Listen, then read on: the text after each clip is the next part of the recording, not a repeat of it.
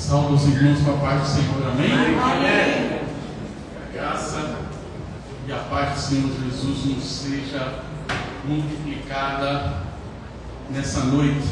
Amém. Amém. Nós Glória a Jesus. chegamos ao início, né, da semana. A gente costuma pensar que é o fim, mas é o início, né, o primeiro dia da semana. O Deus que nos ajudou a caminhar durante toda a semana nos ajudará também no início dessa próxima.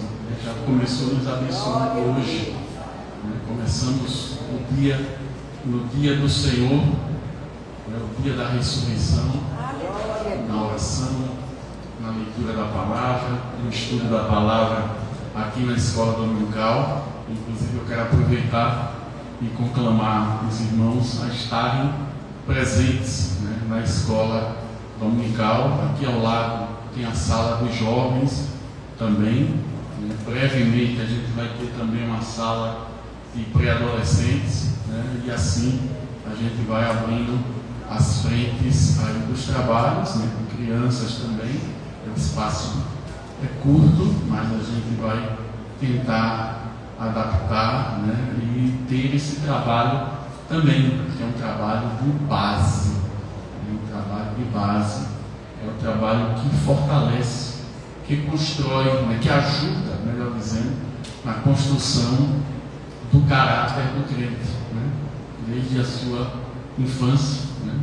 Nós, os jovens irmãos que eu sei da origem, né, veio muitos aí tiveram a infância na Assembleia de Deus, então é uma igreja que prima muito pela escola dominical, né? Mesmo no tempo em que não havia tanto conhecimento, né? Mas principalmente no trabalho infantil, né? Esse trabalho da escola dominical era que ia fortalecendo, né? E as crianças que vinham à casa do Senhor para esse trabalho infantil depois traziam os pais, chegavam, e assim a igreja ia evangelizando também os pais, e foi assim nos primórdios. Estou citando o exemplo da Assembleia de Deus, mas na Igreja Batista também, trabalho na Presbiteriana também, eu sei que foi iniciado aí pelas crianças, e o trabalho de EBD, né, de escola dominical no mundo todo,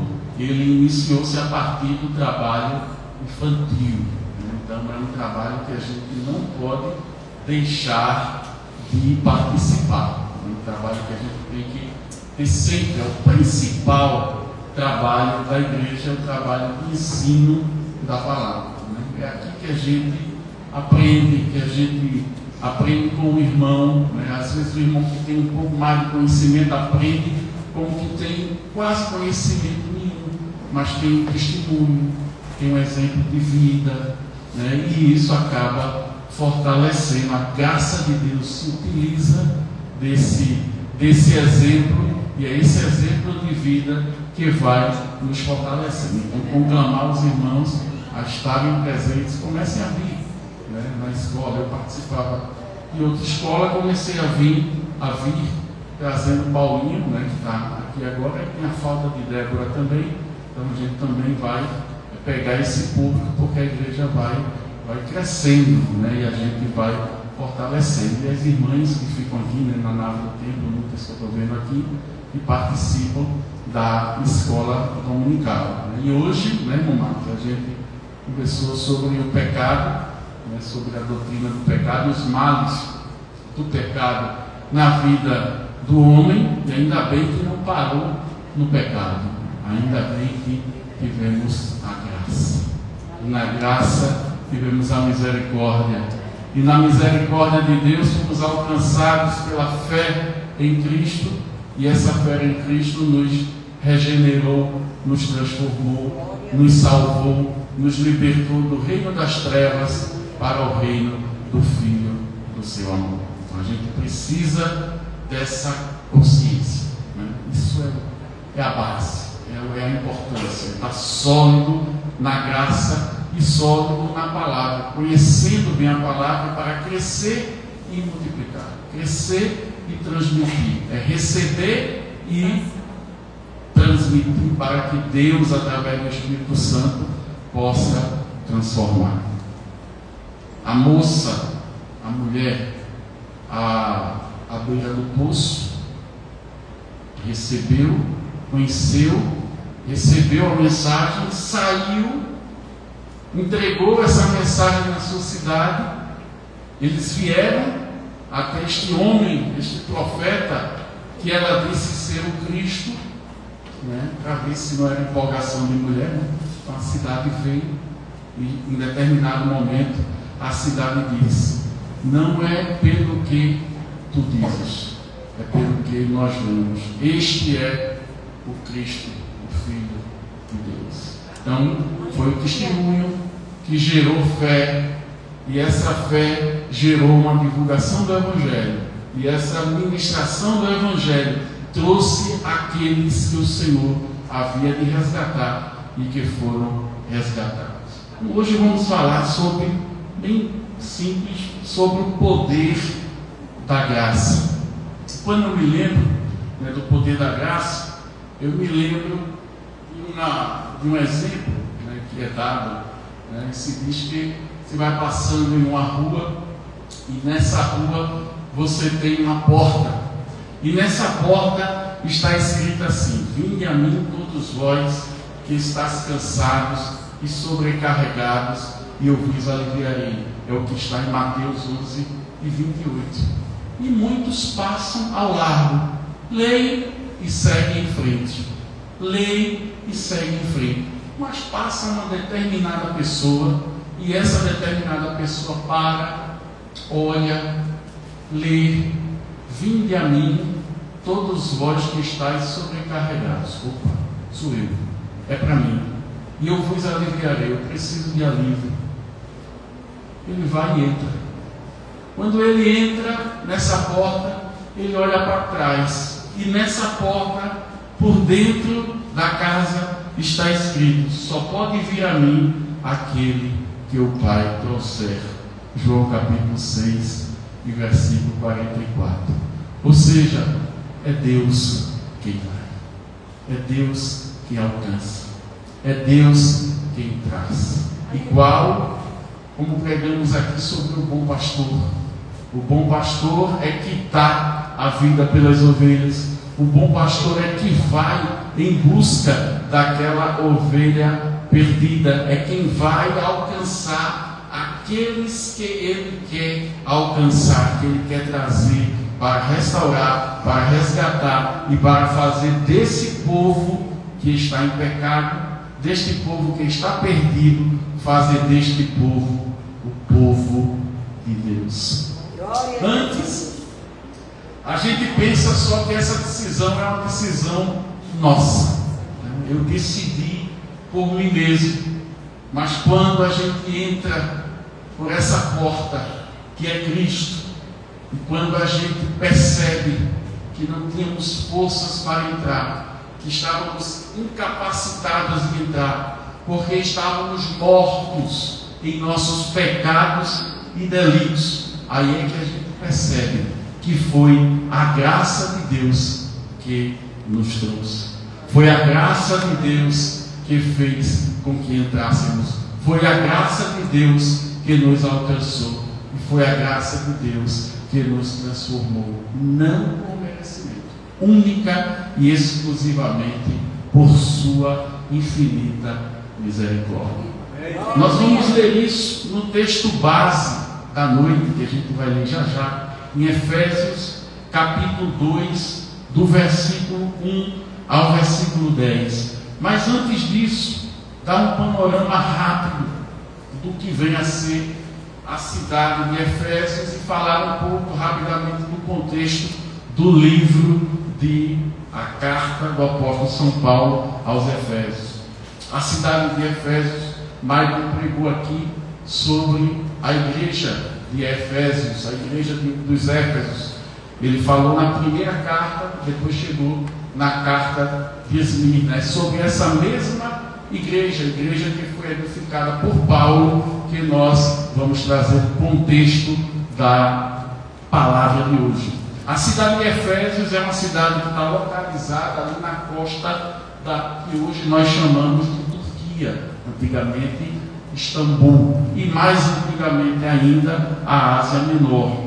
Foi uma importante cidade grega, uma cidade romana, foi a capital de Roma na Ásia Menor. A cidade, depois de Roma, a cidade mais importante na Ásia Menor foi a cidade dos Efésios. Era um importante centro religioso, comercial e político. Tinha uma grande influência na região. A antiga cidade, hoje destruída, sobre ruínas e recém-descoberta pelo trabalho da arqueologia que está lá fazendo buscas e pesquisas e descobrindo várias informações e trazendo para o nosso conhecimento, que enriquece, inclusive, na questão do entendimento bíblico. Essa cidade antiga estava localizada na foz de dois rios, o rio Cariste, que tinha um importante porto, e daí a importância da cidade, e também situava-se entre o rio Meandro ao sul e o rio Hermos, que hoje chamam de rio Gedis. Então ela era circulada por três importantes rios, aí com este último ao norte. A cidade antiga de Éfeso, ela tinha acesso aos vales destes rios, o que fazia com que ela fosse uma cidade muito próspera, fosse um centro comercial próspero. No primeiro século da era cristã, era uma cidade de grande destaque e de poder econômico. Era uma cidade rica, ou seja, a igreja estava localizada no meio dessa cidade rica, no meio dessa cultura comercial, no meio dessa cultura que era praticamente uma metrópole fora de Roma, na Ásia Menor. Foi fundada por colonos gregos ali no século X a.C., chegou em seu apogeu a ter 500 mil de habitantes, o que para a época era um número muito grande, de habitantes. Era um número fora do normal, aí, perdendo, vamos dizer assim, para Roma, em seu contexto metropolitano. Atingiu todo o seu apogeu comercial aí no primeiro século.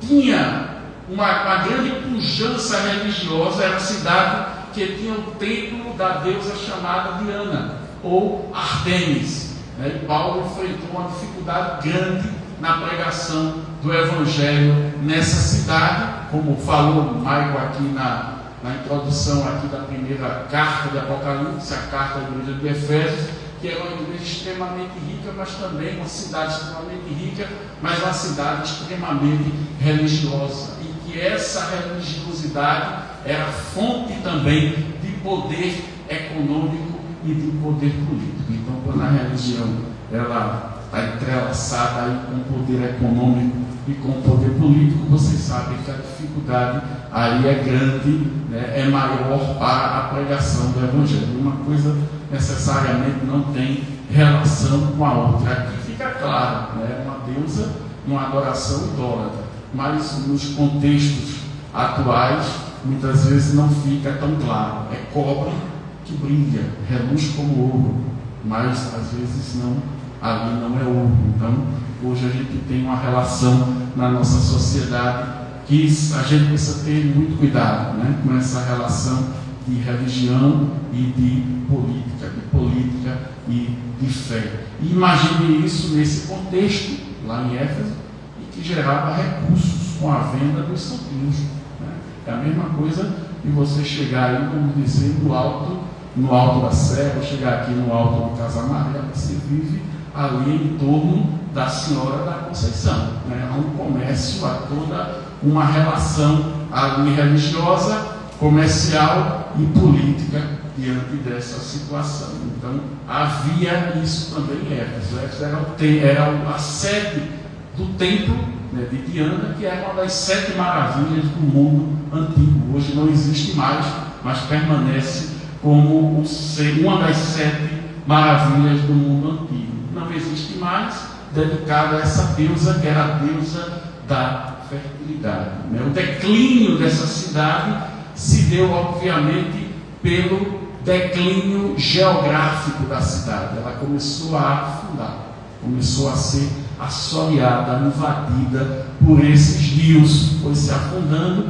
Isso foi dificultando o comércio, né, obviamente por conta do porto ali próximo, né, e ela foi o centro grande comercial por causa dessa circunstância. Então, com o avançar e com os terremotos a que ela foi submetida, essa cidade acabou sendo, digamos assim, desaparecendo aí do mapa, fora as invasões, né, dos bárbaros alemães, né, que a gente chama hoje, mas os germânicos, em 263, e depois com um grande terremoto em 614 da nossa era. Hoje as ruínas dessa cidade estão localizadas ali a 10 quilômetros do interior da costa. Hoje já se descobriu. Ela foi descoberta ali no século XIX e desde então virou um sítio arqueológico, e a gente tem informações hoje por conta desse trabalho de arqueologia. Para vocês terem uma ideia da pujança dessa cidade, antes de Cristo, né, antes aí da era cristã, já no ano ali de 32 e 33, Marco Antônio, um dos homens mais poderosos do Império Romano, que formava o triunvirato ali com o César, né, com Júlio César, era Marco Antônio, Júlio César e Cássio. Marco Antônio chegou a morar nessa cidade, junto com aquela que todos nós conhecemos dos filmes, das histórias, das lendas, chamada Cleópatra. Então, hoje a cidade está localizada a 3 quilômetros de uma província sudoeste chamada de Selçuk, mas é uma província da antiga Esmirna. Veja que aí você já entende o porquê da relação também com as igrejas de Apocalipse. Era muito próxima à igreja de Éfeso com a igreja de Esmirna, as cidades, 3 quilômetros apenas de uma para a outra, e nós vemos aqui o relato dessa igreja, tanto a de Esmirna, que é a segunda igreja, quanto a igreja de Éfeso, que é a primeira igreja no livro do Apocalipse. E sem entrar lá, mas depois a gente vai dar uma olhada como alerta para nós. É uma igreja pujante, mas uma igreja que tinha tudo. Posso até rapidamente passar aqui. Uma igreja que tinha tudo, uma igreja que era conhecida pelas suas obras, e é o próprio Cristo. Uma coisa sou eu dizer, outra coisa é Jesus dizer. Era o próprio Cristo, no capítulo 2, ele disse que conhecia as suas obras, do grego lá, ergon, obras.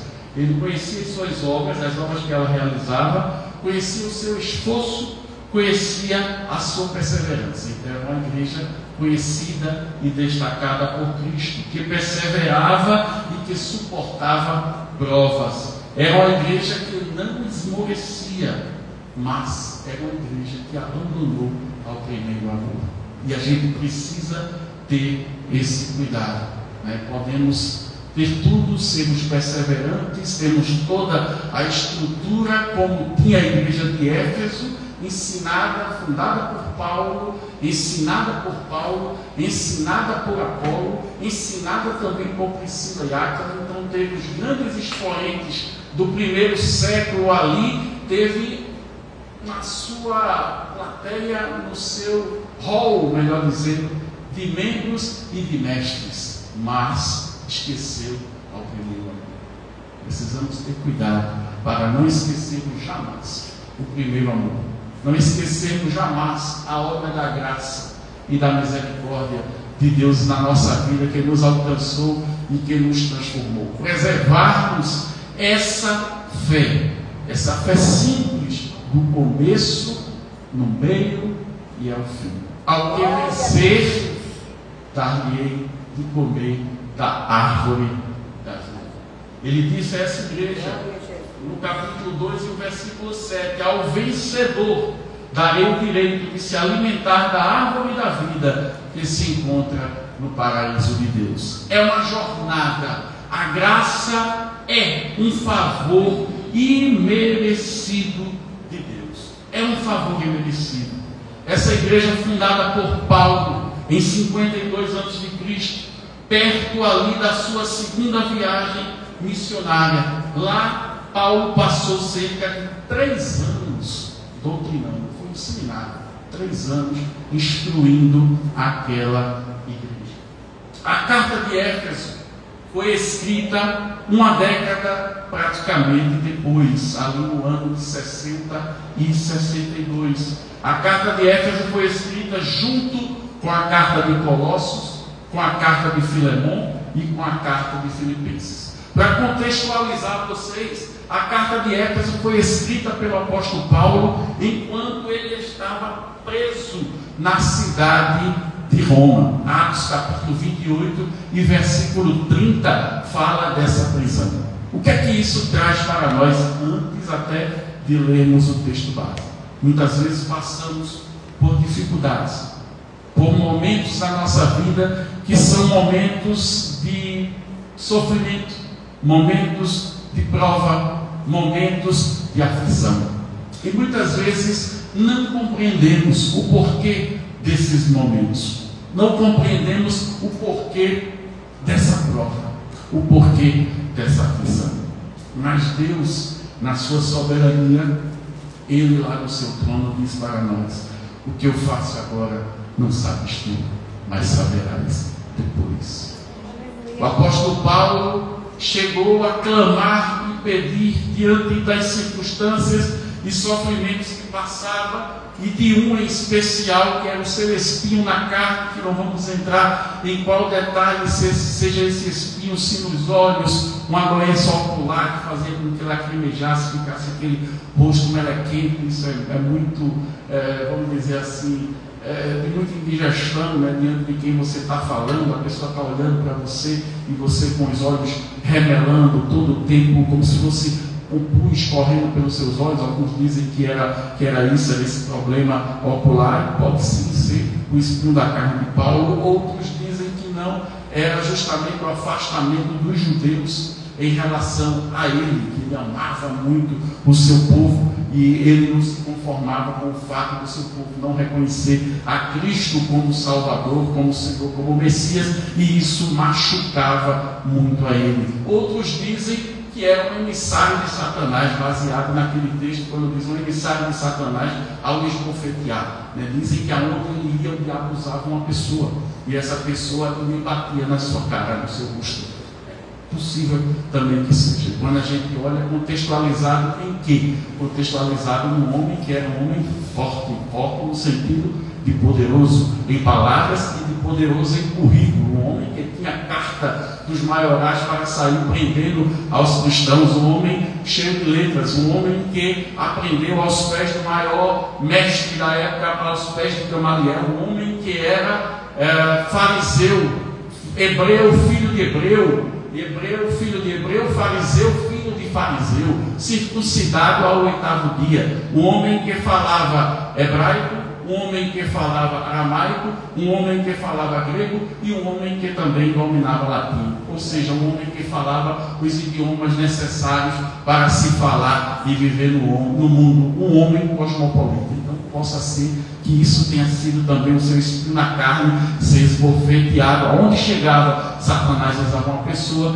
e ele era esbofeteado. E aquilo mexia com o seu ego. E ele muitas vezes pediu: Senhor, afasta de mim. E o Senhor disse: a minha graça te basta. O meu poder se aperfeiçoa da fraqueza. E muitas vezes essa fraqueza vem à nossa vida e a gente não vê utilidade naquela fraqueza, naquele momento de provação. Paulo estava preso em Roma, mas foi neste momento de provação, neste momento de prisão, que Paulo teve a sua maior produção literária, a sua maior produção teológica. Escreveu 4 cartas nessa prisão, e uma delas que é essa carta, a carta de Efésios, que é chamada de a coroa das cartas de Paulo, dada a tudo e a todo o contexto que essa carta ela traz. Paulo foi informado por Epáfras, um dos seus apoiadores, que a igreja ali na Ásia Menor, e não só a igreja de Éfeso, a igreja de Colossos, a igreja de Filipenses, a igreja ali de Laodiceia, que também era naquela região, tem até uma polêmica, né, de uma carta de Laodiceia, se foi escrita ou não, né? O Colossenses fala dessa carta. Alguns estudiosos acham que essa carta, na verdade, é a carta de Éfeso, que era uma carta circular, que circulava ali entre os irmãos daquela região. Então havia um temor. Esse apoiador de Paulo trouxe essa informação dizendo que a igreja estava sendo apertada e estava fraquejando nos fundamentos da fé e nos fundamentos da salvação, inclusive por filosofias contemporâneas que tentavam penetrar na igreja. E aí Paulo escreve essas cartas e constrói todo esse pensamento teológico da carta de Éfeso para fortalecer aos irmãos na fé. Por isso que eu iniciei falando sobre a escola dominical e a necessidade de estarmos fortalecidos na fé. Sem fé, a fé sem base bíblica, ela fica construída sobre um terreno de areia. É um castelo construído sobre areia. Vem um vento de doutrina diferente e você absorve aquele vento de doutrina diferenciado, porque você não está firmado nas doutrinas da palavra. Então é necessário, é básico para a manutenção da fé cristã, estarmos firmados nessa palavra. Paulo tinha consciência disso e escreveu esta carta para fortalecer as igrejas nesse sentido da fé. Nessa carta, Paulo, no capítulo 1, ele fala sobre o projeto de Deus para o homem, o projeto de Deus para a humanidade. Este projeto que foi pensado por Deus. No capítulo 1, esse projeto, ele diz também que foi um projeto consumado por Cristo e também é um projeto que é consolidado pelo Espírito Santo. Então nós vemos o Deus Pai, Filho e Espírito Santo atuando nesse projeto. E que projeto é este? O projeto é fazer do homem pecador um novo homem em Cristo. Através da cruz de Cristo, fazer deste homem um novo homem. E mostrar, e ele faz isso em toda a carta de Efésios. Ele vai e mostra, a partir do capítulo 2, que dos povos judeus e gregos, ou seja, judeus e gentios, Deus fez um único povo unido pela cruz, único povo unido pelo Calvário. Efésios capítulo 2, de 12 a 14, ele diz que de dos povos ele fez um só. Como? Através da sua carne. Ele derrubou a parede de separação que estava no meio da inimizade. Cristo aboliu a lei dos mandamentos na forma de ordenança, para que de dois criasse em si mesmo uma nova humanidade. Esse era o projeto de Deus, criar em si mesmo uma nova humanidade, fazendo a paz, reconciliando ambos em um só corpo com Cristo por meio da cruz, destruindo a inimizade por meio dela. Esse é o projeto de Deus, através de Cristo, através da cruz, fazer um novo homem, até que este novo homem, depois de transformado, depois de regenerado, depois de salvo pela fé em Cristo, por meio da graça que o alcançou, favor imerecido de Deus, este novo homem, reconstruído em seu espírito, transformado em seu espírito, passa agora a transformar a sua alma, a sua mente, a sede das suas emoções, pela lavagem da água da palavra. Ou seja, a alma vai sendo salva a partir da absorção da palavra. Seu espírito é salvo de imediato. Pela graça sois salvo por meio da fé. Agora precisamos seguir a caminhada. Como diz Romanos capítulo 8, precisamos transformar os olhos do nosso entendimento, apresentando os nossos corpos como sacrifício vivo, santo e agradável a Deus, o nosso culto racional. A nossa mente passa por uma metanoia, passa por uma metamorfose, passa por uma mudança, e essa mudança ela é contínua. Nós fomos salvos por Cristo através da cruz do Calvário, através do seu favor imerecido, através do seu sangue derramado na cruz do Calvário. Nós estamos estamos sendo salvos na caminhada cristã. Estamos sendo salvos no dia a dia, no processo de vida, no processo de santificação, até que cheguemos à estatura de varão perfeito. Ou seja, o projeto da cruz foi consumado por Cristo. O projeto de transformar o homem na estatura da imagem de Deus é um projeto que está sendo consolidado pelo Espírito Santo, porque ele foi para o Pai, mas ele disse: eu vou para o Pai, mas enviarei outro Consolador, enviarei o Espírito Santo da verdade, que ele há de vos ensinar todas as coisas. Estamos sendo salvos nessa caminhada e consolidados nessa realidade do Espírito Santo, fazendo dentro de nós, do corpo mortal, do corpo do pecado, fazendo uma nova alma, porque dentro o Espírito já está pronto. Como disse Jesus, o Espírito está pronto. Você foi salvo, foi alcançado, foi transformado, foi lavado pela água da palavra. Efésios capítulo 1 diz que em Cristo fomos feitos herança, predestinados segundo o propósito daquele que fez todas as coisas, conforme o conselho da sua vontade, a fim de sermos para o louvor da glória, nós os que de antemão esperamos a Cristo. Nele também vocês ouviram a palavra da verdade, o evangelho da salvação, tendo também nele crido, receberam o selo do Espírito Santo da promessa. O Espírito é o penhor, é a nossa herança, é até o resgate da sua propriedade, em louvor da glória de Deus. O Espírito é a garantia. Selou, está selado, foi salvo, está salvo pela força da palavra, pela força do sacrifício na cruz do Calvário, pelo sangue vicário de Cristo, pelo sangue do Senhor que rende qualquer pecado, pelo sacrifício substitutivo na cruz do Calvário. Morreu em meu, morreu em seu lugar. Tetelestai, está pago, está consumado. E agora? Agora é caminhar. Agora é caminhar.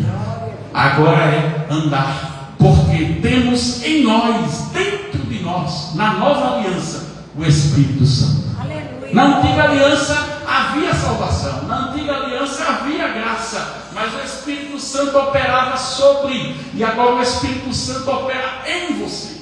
O Espírito Santo está dentro de você.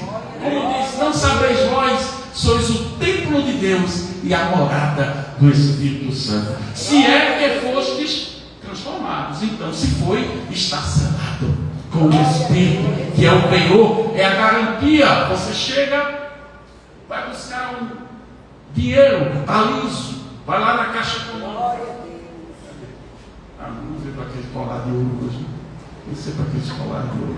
Então vai para aquele colar maravilhoso de ouro, vai lá na caixa econômica e penhora o colar. A caixa econômica vai e libera um din-din. Por que libera o din-din? Olha para ela e diz: não, é bonita. Não, vai liberar com base no penhor, no valor do penhor. E libera e deixa. Por quê? Porque a garantia do pagamento está na mão. A garantia do pagamento está lá. É o colar, é o anel, é a pérola. Está lá, é o penhor daquela herança, é o penhor daquele empréstimo. Está garantido. Né? É que nem o empréstimo consignado, um salário está emprestado. Se você não pagar, vai comer o salário. Se você não pagar, o penhor está garantido. Então, essa é a linguagem que o apóstolo usa, é o penhor. Ou seja, a garantia está lá, está pago, tetelestai. Você não precisa fazer mais nada. O que é que eu preciso fazer? Caminhar em direção a essa salvação. Agora sim, depois de salvo pela graça, eu caminho neste caminho de graça, neste caminho de fé. Como disse o Senhor, o céu é tomado à força.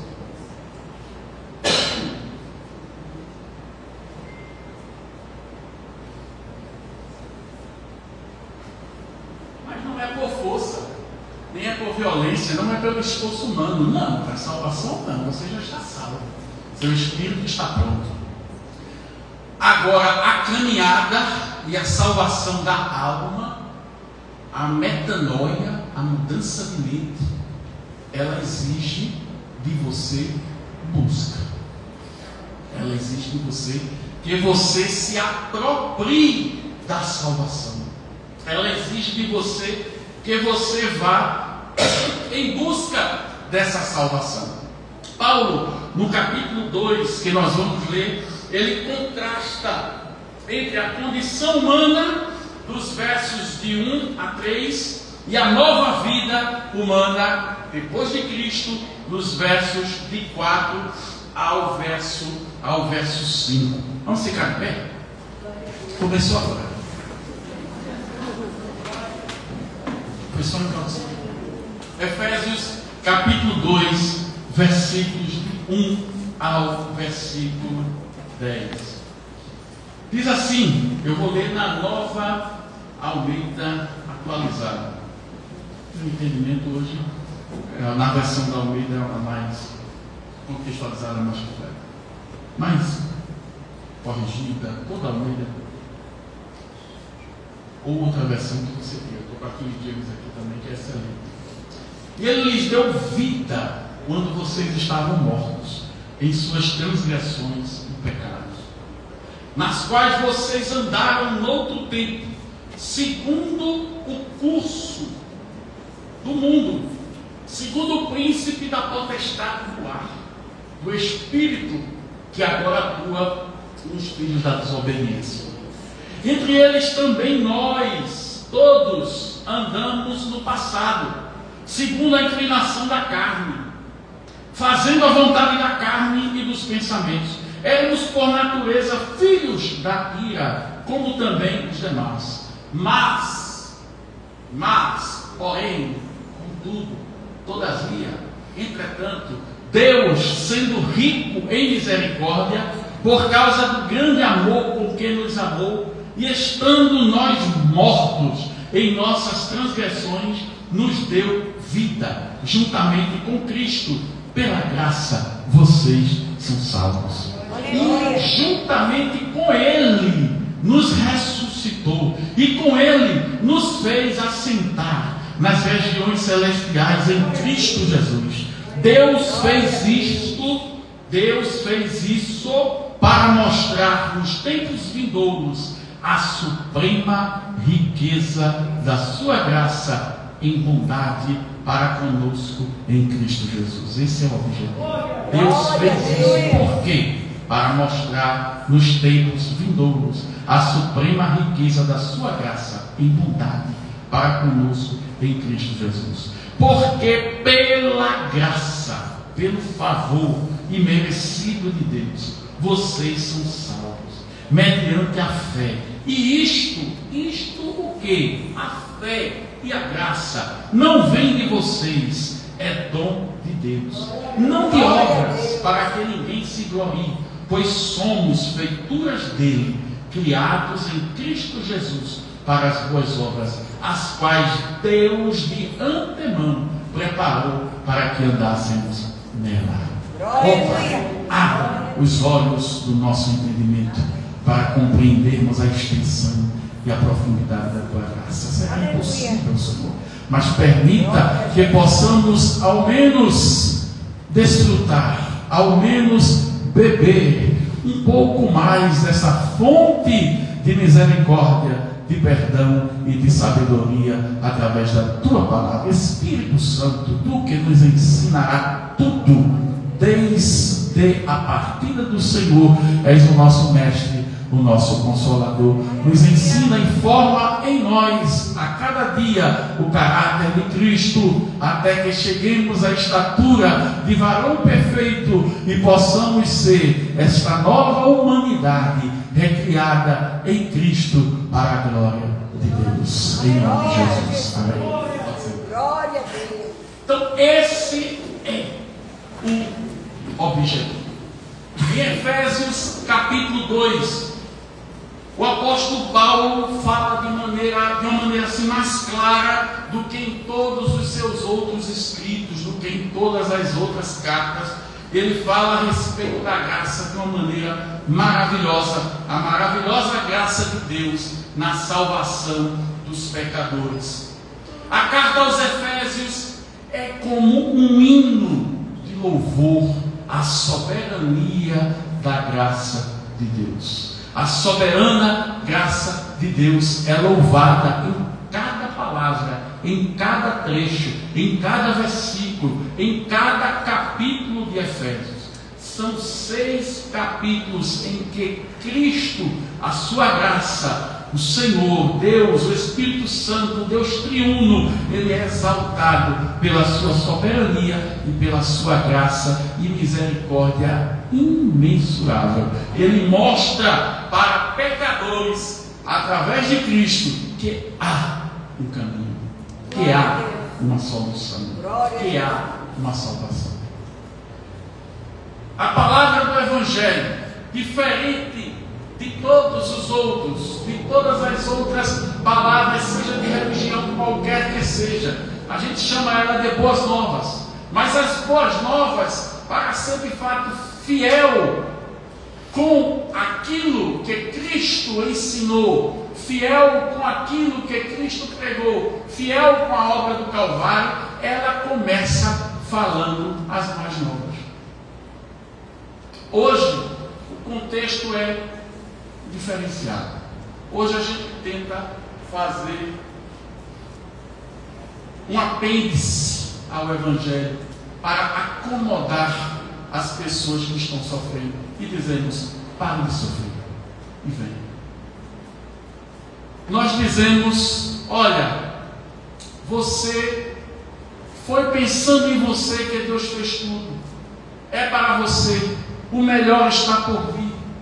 E quando nós entramos no Evangelho, a gente entende da boca do próprio Cristo que no mundo nós teremos aflições. Porém, mas, contudo, todavia, tende bom ânimo. Ele diz assim: eu venci o mundo. Glória a Deus. Para por aí, eu vou vencer é a gente que coloca: eu venci o mundo. Mas a mensagem do Evangelho que Paulo traz aqui no capítulo 2, essa mensagem, primeiro, ela traz uma mensagem aos nossos olhos ruim. A notícia: foi curado do câncer. Foi curado do câncer porque primeiramente havia uma doença chamada câncer, que era mal. Para haver a cura, tem que haver primeiro o mal. Para haver a boa notícia do Evangelho, a graça salvadora que resgata o mais vil pecador, havia primeiro a má notícia. E essa, entre aspas, má notícia, na verdade, ela é uma radiografia. Na verdade, ela é um exame que você vai ser visto com cores em todas as nuances da sua vida. Você vai ser perpetrado, penetrado por essa palavra, por essa espada de 2 gumes que esquadrinha as divisões da alma e do espírito. Vai deixar você nu diante dela. Vai dizer o quê? Primeiro, que você é pecador. Primeiro versículo: você está morto. Você está morto. Tem gente que pensa que está vivo. Só existem mortos no mundo e vivos que um dia foram mortos e ressuscitaram já nesta vida em Cristo, através da justificação e da regeneração do Evangelho. Mas todos estão mortos. Não há duplicidade: ou morto ou vivo, ou em Cristo ou no príncipe, servindo ao príncipe da potestade do ar. Não há dubiedade: ou é uma coisa ou é outra. Martinho Lutero dizia que o homem, ele é uma besta: ou ele é montado pelo diabo, ou ele é montado por Cristo. Ou ele é servo do diabo, ou ele é servo do Senhor. Ou ele serve a Deus, ou ele serve ao mundo. e se serve ao mundo com suas concupiscências, serve ao príncipe da potestade do ar. E ele diz: vocês estão mortos em suas transgressões e pecados. Nós andamos também no outro tempo dessa forma, servindo a quem? Se agora a gente está servindo a Deus, antes a gente estava servindo ao príncipe da potestade do ar. Estávamos servindo a Satanás. Estávamos no reino das trevas. E através dele fomos transportados para o reino do Filho do seu amor. Só há dois reinos. A terra, ela é um reino dominado ou por Deus ou por Satanás. Obviamente que Deus a tudo domina, sobre tudo. A sua soberania está sobre tudo, até sobre o príncipe da potestade do ar. Disse que no inferno Deus também tem um cúmulo. Aí as pessoas estranham. Deus manda também lá. Ele tomou as chaves da morte e do inferno através de Cristo na cruz do Calvário, ou seja, o poder, ele despojou. Filipenses diz que ele despojou principados e despojou as potestades. Então, esse príncipe da potestade do ar, ele é um rei disco dourado, é um rei sem poder, mas como uma serpente que se bate na cabeça e mata, o seu corpo ainda fica se movimentando. Ela feriu o calcanhar, ou seja, ela matou ao Cristo, achando assim que acabaria com o projeto da salvação. Mas era esse o projeto, porque a palavra diz que ele é o Cordeiro de Deus, morto antes da fundação do mundo. Ela lhe ferirá o calcanhar, o filho da semente da mulher, mas ele lhe feriria a cabeça. Ele feriu a cabeça. O inimigo, Satanás, o príncipe da potestade do ar, é um rei deposto, sem poder, sobre aqueles que foram alcançados pela graça de Cristo. Mas aqueles que ainda não foram alcançados estão muito mais sob o seu reflexo. E você que foi alcançado, e eu que fui alcançado por Cristo, recebemos também bordoadas em derredor, porque a palavra diz que ele está em derredor, procurando a quem possa agarrar. Mas se você sabe que está em Cristo, se você tem consciência que é nova criatura, que você foi transportado do reino das trevas para o reino do Filho do seu amor, você se posiciona diante desta salvação e toma posse dessa salvação. Por quê? Porque esse Deus poderoso que ressuscitou e foi assunto aos céus, ele está sentado à direita de Deus, mas está dentro de você, através do Espírito Santo. Então você é mais do que vencedor. Glória a Deus. No mundo tereis aflições. Muitas vezes o bem que queremos fazer, não fazemos, mas o mal nos sobrevém. Por quê? Porque fomos salvos em nosso espírito. Aleluia. Porque estamos sendo salvos através da transformação da nossa mente e do nosso caráter, dia a dia, através da palavra, na caminhada no chão da vida. Mas o nosso corpo ainda não. Nosso corpo será salvo um dia, neste dia que está determinado na soberania de Deus, que só Ele sabe qual seja o dia em que o nosso corpo mortal será atraído a Ele através da parousia, do arrebatamento, e este corpo mortal será transformado no corpo glorioso. E a palavra, neste dia que vai se consumar, a palavra diz que é neste dia que tragada será a morte na sua vitória. E aí a nossa salvação, que já foi comprada por Cristo no Calvário, será uma salvação plena, porque já fomos salvos no nosso espírito, estamos sendo salvos na caminhada, aqui no chão da vida, ensinados pelo Espírito Santo, absorvendo o seu caráter, absorvendo os seus talentos, absorvendo a sua personalidade. Ele está nos transformando a cada dia na imagem de Cristo, até que cheguemos à estatura de varão perfeito. até que esta noiva do Cordeiro esteja pronta. E quando esta noiva estiver pronta, com as suas lamparinas nas mãos, cheias de vida, de vigor, de azeite, de graça, travestida, vestida, investida da personalidade de Cristo, possuída, tomada no seu pensar, no seu falar, no seu sentir, no seu agir, em todos os seus passos, ela transpirar Cristo, exalar Cristo, seja pensar, seja caminhar, seja andar, seja fazer, quer que faça tudo por Cristo, tudo, aí esse Cristo vai trazer, vai pegar aqueles que um dia disseram: quero renunciar, e renunciaram à vida, aos prazeres, ao mundo e às suas paixões e ao seu sistema. Renunciaram a tudo. Tem coisas que a Bíblia chama aqui de carne. Carne, na verdade, é o sistema do mundo. Coisas até boas. Dormir é bom, mas dormir demais, preguiça, né? Aí a Bíblia diz: vai ter uma formiga igual preguiçoso.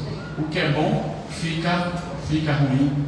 Comer é bom, mas comer demais vai virar um glutão. Né? Então, tudo demais, tudo tem o seu ponto de equilíbrio. Tem coisas na vida boas para a gente desfrutar, lazer, né? Passeios, né? Gozar a vida, os bens que a gente pode alcançar nessa vida são bons, mas quando a gente na perspectiva dessa vida de bens, de prazeres e de desfrute, no momento em que o prazer se torna um hedon para nós, e vivemos uma vida de hedonismo, de culto à vida, culto ao prazer, culto às emoções. Eu me lembrei agora de Schumacher, né, corredor de Fórmula 1, grande campeão, heptacampeão, 7 vezes, se não me falha, ou é 8 vezes. 7. Heptacampeão de Fórmula 1. Conquistou tudo. Saiu, foi fazer outro esporte radical, porque precisava de emoção, né? De viver ali no gatilho. E nesse gatilho aconteceu o acidente. E ele está, né, vivendo como um vegetal sobre máquinas. Semelhante, a gente vê, eu vejo no dia a dia, pessoas de trabalho, empresários, de patrimônio, que precisam de gerar emoções, precisam gerar experiências, é a palavra que está procurando. Vivem de experiência em experiência. Experiência é bom, a viagem é boa, é maravilhosa, goza a vida, participe, passeie, leve sua esposa para passear, seus filhos, tire um período de férias, dê descanso ao corpo. O Senhor trabalhou em 6 dias, no 7º descansou. Eu sou o teu descanso. O princípio do sábado é bom, mas viver só nisso, e com foco nisso, e com uma vida de hedonismo, ou seja, de culto, de filosofia de vida, de culto ao prazer, aí sim é errado, e aí sim isso vai nos levar para o lado desse reino da potestade do ar. Não é isso que ele está fazendo no mundo? Né? Levando as pessoas a cultuar a imagem, cultuar o prazer. Né? Não basta só ser, tem que parecer, tem que aparecer. Hoje aparecer é tudo, sede não é nada, imagem é tudo. Então vivemos numa sociedade de hedonismo, de culto à personalidade, de culto ao ser. Não de culto ao interior, de introspecção, de busca do conhecimento de si mesmo e da sua realidade. Não, ninguém quer isso. As pessoas querem buscar, cultuar a sua imagem, né? Querem buscar destaque, os melhores, sempre os melhores lugares. Né? E aqui, no reino de Deus, o maior é o menor. Ele inaugurou o céu com um criminoso. Ao lado dele estava um criminoso. E Senhor, lembra-te de mim. Ele disse: hoje, te digo hoje, estarás, hoje mesmo estarás comigo no paraíso. E adentrou ali no paraíso para resgatar aqueles que lá estavam, junto com esse que era um criminoso, que aparentemente não fez nada de bom. Mas salvação é graça. Salvação é favor imerecido de Deus. Não há nada que eu possa fazer. Então a mensagem do Evangelho começa primeiro com essa mensagem de mostrar você no espelho que você é pecador, que você é filho da ira, que você está morto nos seus pecados e nos seus deleites. Se daí Deus parasse, estava tudo certo. Caminharíamos todos para o inferno. Caminharíamos todos em direção ao príncipe da potestade do ar. E Deus não seria injusto. Deus seria plenamente justo. Mas tem um mais, tem um porém, tem um contudo, tem um todavia no versículo 4 que diz que Ele foi rico, é rico em misericórdia, e que por causa desse grande amor com que nos amou, estando nós mortos das nossas transgressões, Ele nos deu vida. Morto não fala, morto não reage, morto acabou. Já participei de vários sepultamentos, alguns que eu tive profundo sentimento, pessoas muito próximas, eu lembro muito da minha avó, né? Pessoa muito umbilicalmente ligada a mim, né? Por amor, por personalidade, por tudo, né? Nós fomos amantes, eu e minha avó fomos amantes, especialmente no findar da vida, em que eu pude vislumbrar nos momentos finais da sua vida, pude vislumbrar a translucidez de Deus em sua vida, ela já passando, né? Muitas vezes eu acho que eu contei isso aqui, já tomando café com ela, preparava o café dela todos os dias antes de partir para o trabalho. Ela solteira, não tinha nem Paulo, nem sonho, Paulo só nos planos de Deus na eternidade, né? Mas não existia ainda, e eu preparava ali o café da manhã dela, cafezinho, na mesa, e esperava para comer com ela e depois sair para poder. Se eu comesse antes, depois chegava, ela sentia falta, então esperava, ela acordava, estava tudo pronto. E chegou um momento em que, num dia, eu a vi fazendo assim, ela sentada na minha frente e fazendo assim, está fazendo exercício. Aí ela olhou para mim, eu não disse que está fazendo exercício, mas eu pensei, eu ia dizer isso, né? Aí ela disse, não está vendo não? Eu disse, estou vendo certo. Não está vendo não? Eu disse, por quê? Estou vendo a senhora fazendo. Não, menino, tu não está vendo minha mão passando por dentro da garrafa voltando, não? Aí eu me arrependi na hora mesmo. Estou vendo não. A coisa eu estava tentando pegar a garrafa e não estava conseguindo. Obviamente que eu não vi a mão passar por dentro da garrafa, mas na sua visão ela estava com a mão passando por dentro da garrafa. Beleza. O café dela comigo, fui embora e fui refletindo. Depois contei a minhas tias, olha, vovó, aí não misericórdia, mas para quem está em Cristo tranquilo, a gente também estava, mas só que ela estava já no estágio caminhada, próximo a gritar, combati o bom combate, acabei a carreira e guardei a fé. No outro momento, ela olhava e dizia, olhou, achava que sentou do lado de cá agora, e olhava assim para a grade, a casa do vizinho, vira aí para ver se tu está vendo. Aí eu virava, vovó, a casa agrada, a casa do vizinho. Ela disse, não, eu estou vendo os campos verdes. E eu vi ali, aí, irmão Zé Marcos, que é a igreja, começou a dizer os irmãos heróis da fé, né, no tempo nosso, que já tinham ido para o Senhor. E eu disse, não, vó, deixa eu dar uma visão, amém, glória a Deus, vai sair da vida de Deus. Eu disse para mim, hoje vovó viu as campinas. E viu o Zé Marcos, irmã Dedé, viu um bocado de gente aí, conhecida. Aí a menina tomou a oração, mas passou. No outro dia, lá vai eu no sábado, lá na Católica. Aí Bel me liga, olha, faz aonde? Estou na faculdade. Não é assim não. Faz aonde? Estou na faculdade. Eu disse, mas como é que está aí? Eu disse, não, o que foi que houve? Aí ela disse, não, bora, diga agora o que houve. É que o vovó foi que houve. Não, é que mamãe não está acordando. Eu desci, não sei que eu desci rápido, naquele palio 98, voou o helicóptero, não sei como eu cheguei rápido, 10 minutos eu estava da Católica aqui na Malceira. Quando eu cheguei, ela tinha acordado. A menina já estava naquela aflição, e ela acordou. Aí quando ela me viu, disse, meu filho, seja fiel. Tem uma pedrinha branca com seu nome. Glória a Jesus. Seja fiel. E é essa esperança que nós temos de receber essa pedrinha branca com o nosso nome. Isso é um significado que no contexto da igreja, lá no Apocalipse, as pessoas que tinham seu nome na pedrinha branca eram pessoas de valor. Aqueles que não tinham eram pessoas à margem da sociedade. O que é que Deus está dizendo?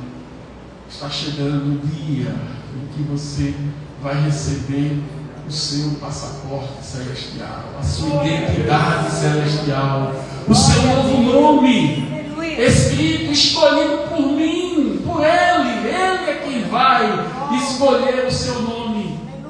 Quando Paulinho nasceu, eu fui quem escolhi o nome. Vai ser Paulo Henrique Varela Pimentel. Aí tem muito Júnior Filho.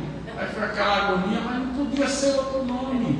Quando eu olho para ele, não tinha outro nome. O nome, eu sou ele sou eu. Então era o nome. Então o Pai vai escolher o nome do Filho. Ou seja, o Pai Celeste vai escolher seu nome. E vai tirar o nome na pedra branca. E este nome, só você e Ele vai saber. Só você e Ele vai entender.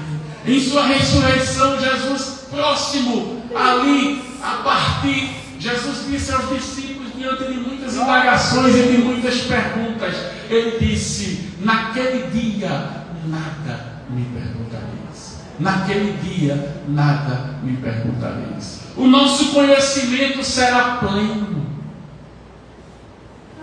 Aquele que não tem sabedoria se tornará sábio. Aquele que tem o seu corpo mortal defeituoso será ressuscitado incorruptível em um corpo glorioso, sem defeitos. Aquele que viveu com uma demência mental e que partiu com uma deficiência mental estará lá na eternidade em plenitude de sabedoria, em plenitude de gozo. Então vale a pena, vale a pena. Vale a pena caminhar nesta caminhada de graça, nesta caminhada de vida. Não depende de você, não depende de mim. Para ser salvo foi Ele quem fez. Você estava morto, eu estava morto. Morto não fala, morto não reage. Participamos essa semana, irmão Marcos, de 2 sepultamentos. O sepultamento da esposa do pastor Beto da IAPV e o sepultamento da mãe de Gemali. Havia mensagens, cânticos, louvores. O rosto estava com aquele mesmo com a doença, mas o rosto maravilhoso, o rosto da mãe de Gemali estava translucidado. A gente olhava, né, aquele rosto como que estava em paz com Deus, como aquele preso que no dia da cruz, hoje mesmo estarás comigo no paraíso. Ela que foi colhida no fim ali da vida, estava em graça, na glória de Deus, através da graça de Cristo, através do favor imerecido, através da fé que foi gerada em seu coração e fez com que ela fosse regenerada e fez com que ela obtivesse a redenção. A redenção de quê? Dos seus pecados. Glória a Deus. Da sua condição de ira, da sua condição de afastamento de Deus,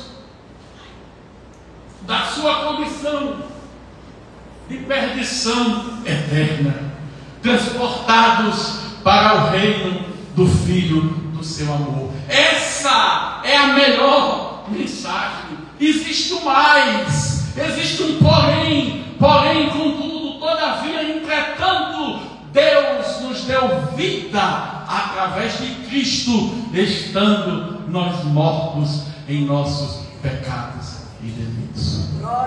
E o que eu devo fazer acerca disso?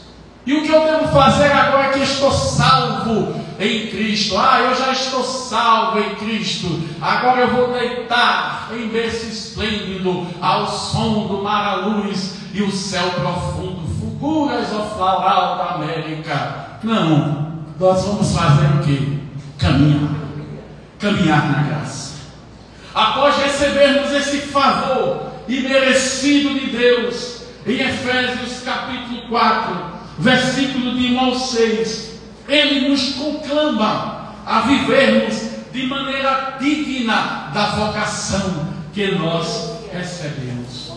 Já estamos salvos, transformados por Cristo, única e exclusivamente pelo seu favor imerecido. Por isso eu, Paulo, prisioneiro, peço que vocês vivam de maneira digna da vocação que foram chamados, com toda humildade e mansidão. Essa igreja, lá em Apocalipse, esqueceu disso, de viver em humildade e em mansidão. Esqueceu o primeiro amor. E o Senhor, como eu falei para vocês no início, disse para ela que conhecia as suas obras, sabia do seu esforço, da sua perseverança, sabia que ela suportou as provas sem esmorecer, sabia que ela resistiu à imoralidade do seu tempo, dos nicolaítas, mas o que pesou no juízo divino em relação a ela foi que esta igreja abandonou ao primeiro amor.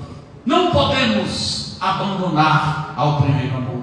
Não podemos abandonar a humildade do Evangelho. Qual é o primeiro amor? O primeiro amor é viver de forma sóbria e piamente humilde, com mansidão, com unanimidade, suportando uns aos outros em amor. Hoje, a Igreja de Cristo, olhando no sentido global, ela não se suporta. Denominações que não suportam as outras, simples, puramente por causa de correntes doutrinárias que nada tem a ver com a salvação. Uma acredita de uma forma, outra acredita de outra, mas essa forma não é uma deturpação do Evangelho. Um crê que você coopera com Cristo através da graça. Outro diz, não há essa cooperação. É Deus que atua, é Deus que age, é Deus que faz, é Deus que opera. Quando Ele opera, quando Ele faz, quando Ele age,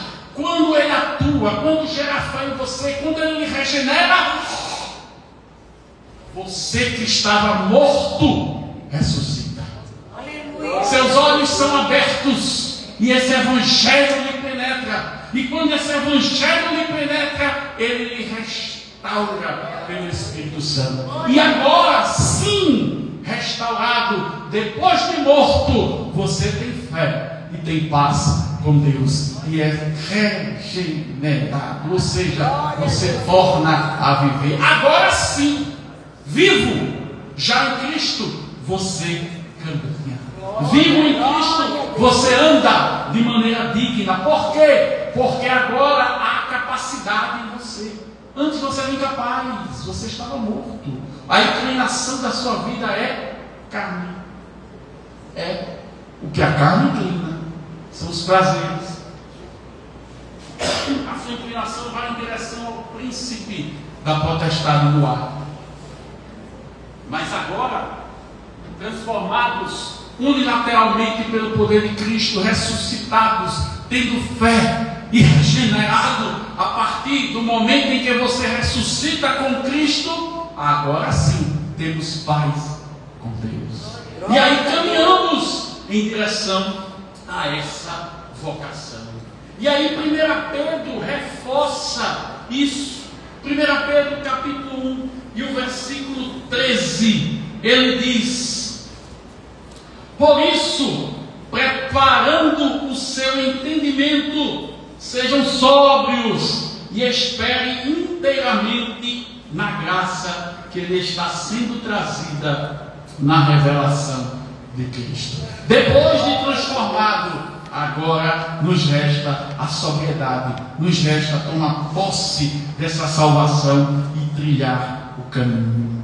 Capítulo 2, versículo 9 e 10 diz: vocês, porém, são geração eleita, sacerdócio real, nação santa, povo de propriedade exclusiva de Deus, a fim de proclamar as virtudes daquele que vos chamou das trevas para a maravilhosa luz. Antes, vocês nem eram povo, mas agora são povo de Deus. Antes não tinham alcançado misericórdia, mas agora alcançamos misericórdia. E agora, de posse dessa misericórdia, o que vamos fazer?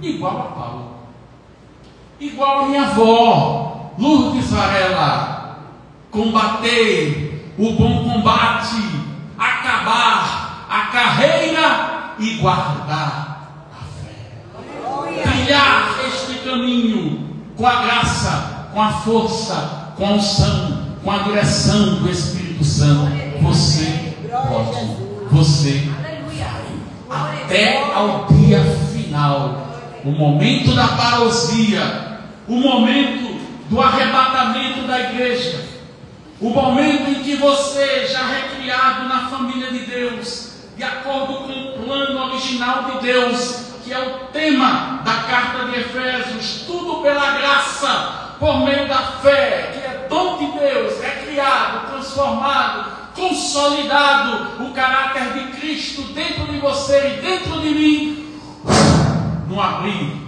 e fechar de olhos, ante o toque da última trombeta, nós, os que estivermos vivos, seremos transformados e arrebatados, no abrir e fechar de olhos. Já há uma igreja lá, a igreja triunfante está lá. Lourdes Varela está lá, minha avó está lá, triunfou, está lá junto com Paulo, está lá junto com Pedro, está lá com Tiago, que foi cerrado ao meio, está lá com aqueles que foram e que sofreram e que pagaram com suas vidas por amor ou a esperança do Messias, sem nem saber quando e como e quem, mas firmados na promessa de que da semente da mulher nasceria um, Deus levantaria um que esmagaria a cabeça da serpente, que destruiria o poder do diabo, o poder da morte, o poder do inferno, o poder das trevas. Firmado nessa esperança, eles mergulharam em covas dos leões, foram cerrados ao meio como Jeremias, foram mortos ao fio da espada. Capítulo 11 de Hebreus está lá, os heróis da fé e muitos outros que não cabem lá. É luta, no mundo tereis aflições, mas tende bom ânimo. O salmista chegou a pensar, como eu disse aqui na escola dominical hoje, Salmo 73, se não me falha: Senhor, a prosperidade dos ímpios prosperam tanto. E o Senhor disse: olha, chove na casa do justo e no injusto. Deus dá a colheita ao justo e ao injusto. Por quê? Pela sua graça misericordiosa, sua graça comum e universal a todos os homens, pelo seu amor, pela sua misericórdia. Mas olhe o fim deles, olhe o fim deles. Às vezes a gente está aqui numa luta, numa caminhada, vida cristã é luta, é renúncia, é glória, é gozo, mas também é batalha. Mas o fim da estrada a gente já sabe. O fim desse caminho é um caminho de glória, é um caminho de vida, é um caminho de ressurreição, é um caminho de restauração. Assim como Ele é, nós o veremos. Assim como Ele é, nós também seremos. O corpo glorioso que Ele tem, nós também teremos. Glória a Deus. Nós vimos no texto que lemos que tínhamos uma velha vida, do versículo 1, capítulo 2 ao versículo 3. E agora nós temos uma nova vida em Cristo, do versículo 4 e 6. Estávamos mortos, agora estamos vivos. Éramos escravos, agora estamos entronizados em Cristo nas regiões celestiais.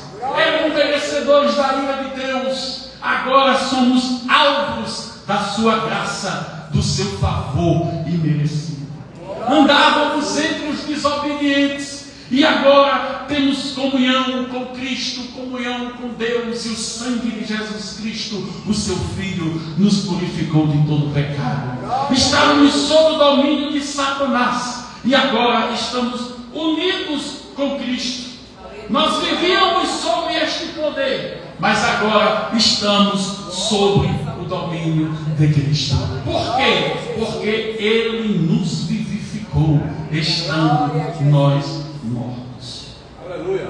Fomos alvos da sua bondade, do seu terno amor. Fomos alvos da sua graça, do seu favor imerecido. É graça. A salvação é graça. É favor de Deus, é dádiva, é dom que Deus dá segundo a sua vontade, segundo a sua soberania, segundo a sua eleição. É mais de 100 vezes espalhadas graça, graça, graça, graça, favor merecido, merecido, merecido. Que é para você e eu sabermos que não depende de nós. A nossa justiça é injustiça. A nossa maior justiça é trapo de imundícia. E por que isso? Por que Deus permite? Por que Deus permitiu? Era melhor não ter acontecido. Por que Deus permitiu? Capítulo 2, versículo 7 nos responde por que Deus permitiu. Ele permitiu para mostrar nos tempos vindouros a suprema riqueza da sua graça em bondade para conosco em Cristo.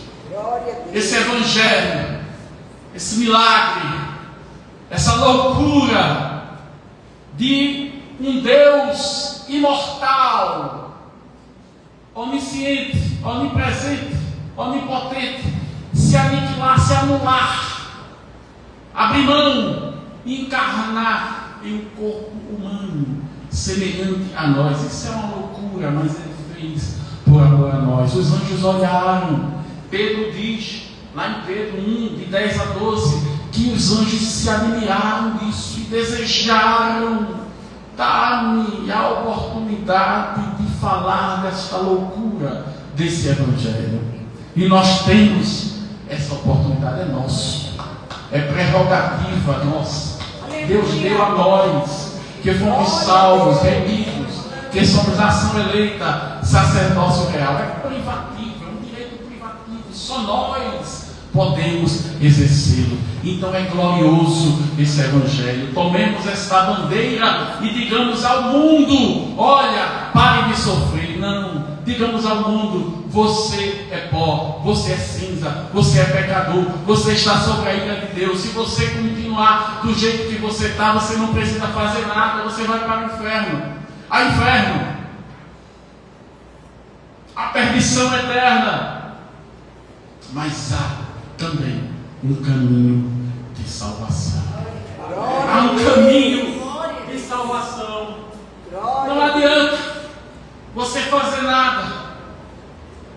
Lutero, em um livro escrito que eu li, terminei de ler semana passada, livro de 1527, bem pertinho, Nascido Escravo. Lutero diz: separadamente da fé em Cristo não existe nada a não ser pecado e condenação.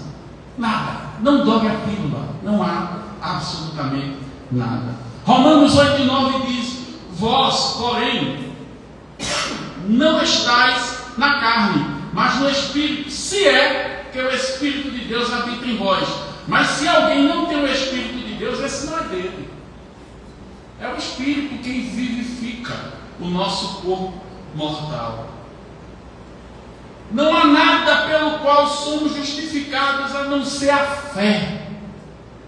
É evidente que aqueles que estão sem fé ainda não são justificados. Aqueles que não são justificados são pecadores. Os pecadores são árvores ruins e não podem fazer nada além de pecar, de dar frutos ruins. Por quê? Porque não foram regenerados. Portanto, esse livre-arbítrio do homem não passa de um escravo do pecado, da morte e de Satanás, não fazendo e não sendo capaz de fazer ou tentar fazer nada além do mal.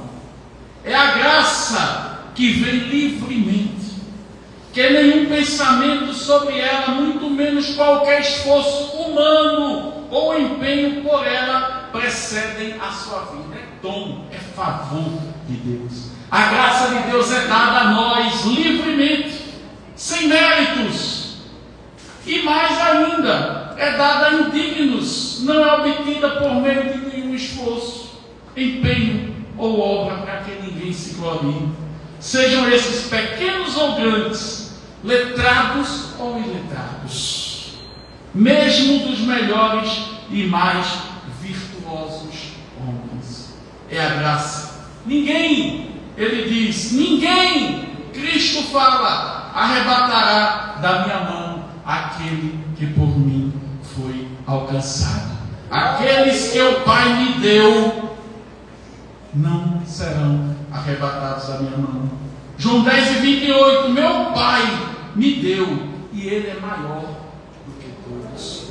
Temos segurança, certeza de agradarmos a Deus, não pelo nosso mérito próprio, não é pelo nosso mérito próprio, mas é pela misericórdia de Deus que nos amou com amor fraternal. É a misericórdia de Deus que nos alcança. É a misericórdia de Deus que faz isso em nós. Para finalizarmos, podemos dizer, Senhor, mas eu sofro tanto. Senhor, são tantas lutas. Senhor, são tantas provas. Por que, Senhor? Não há porquê, há para quê. Não há porquês, há para quê. O patriarca Jó, no livro que é o livro mais antigo da Bíblia, de forma graciosa, Jó enxergou de uma forma escatológica, Jó enxergou o futuro, enxergou a graça de Cristo. Depois de passar por tudo, Jó, sua consciência cresce para além da própria consciência.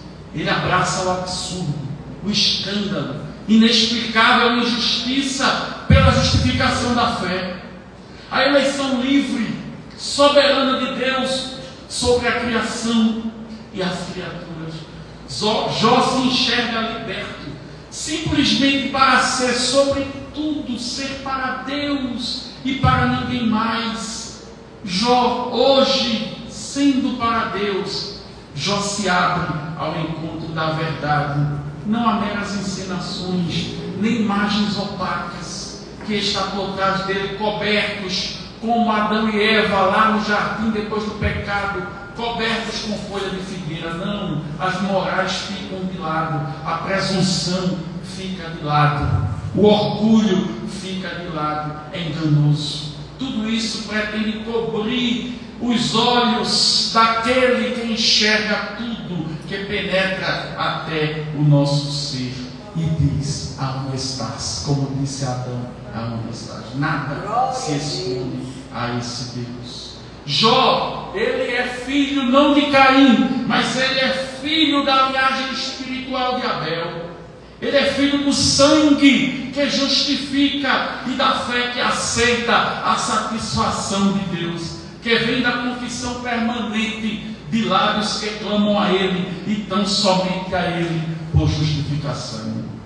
O patriarca Jó é um exemplo de que não se tem mais perguntas, Não se precisa mais nenhuma explicação divina sobre a vida dele, ou de quem quer que fosse. Ele sabia quase que nada sobre a vida e seus mistérios da terra, mas agora ele conhece. Antes eu te conhecia só de ouvir falar, mas agora os meus olhos te veem. É na experiência da vida, é no caminhar da fé, é na transformação do Espírito no dia a dia, transformando a nossa mente, transformando a nossa alma, transformando o nosso ser, criando em nós a imagem, criando em nós a estatura de Cristo, é que nós vamos poder, na dispensação do Espírito, servir a Deus, ter experiência com Deus, não uma experiência filosófica, não de apenas saber, mas de contigo andar, a experiência do caminhar. Sua presença assusta, se fica perplexo. Jó ficou perplexo. Às vezes o seu amor é demonstrado por vara, como um pai que corrige ao filho que ama, mas porque ele está de olho no filho, ele está de olho no final da jornada, ele está de olho na jornada celestial. Quando você vai chegar lá e receber das mãos dele a sua pedra branca com o seu nome, e vai ouvir dele: vinde, bendito de meu Pai. Todo medo cai por terra. Fique em paz. Fique em paz, porque você é dele, sem barganhas, sem trocas, apenas para ser para a glória de Deus. Amém? É graça, é graça, é favor imerecido. Vamos ficar de pé. Antes dos avisos, vamos cantar aqui o hino.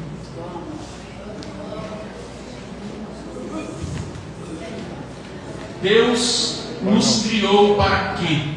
Para que fomos criados? Vencedores por Cristo fez um hino maravilhoso que diz que Deus criou o homem sim para o louvor da sua glória. Foi para o louvor da sua glória que nós fomos criados. Glória a Jesus. O que é que eu faço? O que é que eu faço diante dessa tão grande salvação?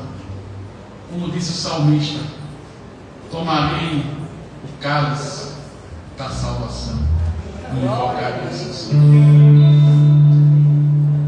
Deus criou o homem sim para o louvor da sua glória.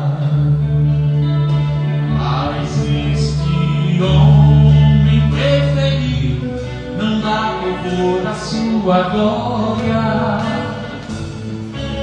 Por isso Deus mandou Jesus para o louvor da sua glória. Ele sim foi que morreu para o louvor da sua glória. Ressuscitou para nos salvar, para o louvor da sua glória. E vivo está para receber o louvor da sua glória. Por isso Deus mandou Jesus para transformar a sua história. Está para receber todo louvor para sua glória. Amém? Você foi criado para a glória de Deus.